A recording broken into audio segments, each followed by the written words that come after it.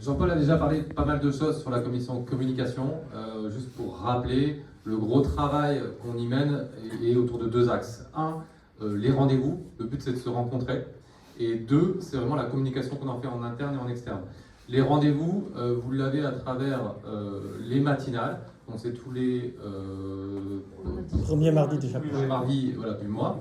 Et surtout aussi, on a prévu en fait de nouveaux rendez-vous à travers ce qu'on appelle nous des afterwork, comme aujourd'hui par exemple, qui sont sur des périodes un peu plus tardives dans la journée, parce que tout le monde ne peut pas être disponible le matin.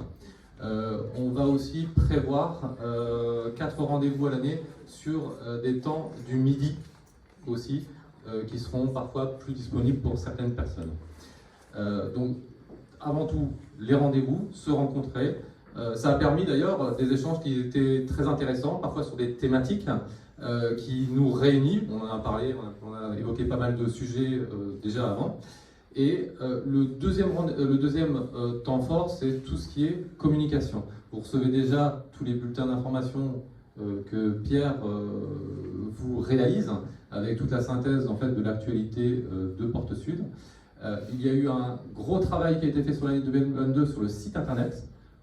Je ne sais pas si vous avez bien votre portail d'accès, vous en tant que patron, responsable d'entreprise, mais vous y avez pas mal de choses d'accessibles.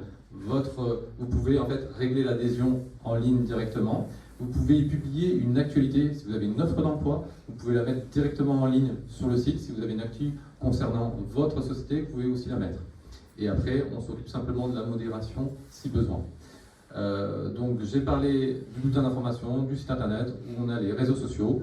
Et pour finir, une chose on a mis beaucoup de temps pour certaines raisons, parce que il fallait qu'on demande l'accord auprès de la métropole, ce sont ce qu'on appelle, et ça revient souvent sur le tapis, les panneaux RIS. Les panneaux RIS, ce sont les panneaux qui sont à différents points stratégiques, qui en gros c'est une map de l'ensemble de la cartographie en fait, de la zone, et d'autant plus qu'avec l'agrandissement, on va pouvoir effectivement y intégrer l'ensemble des entreprises et mettre à jour tout ça.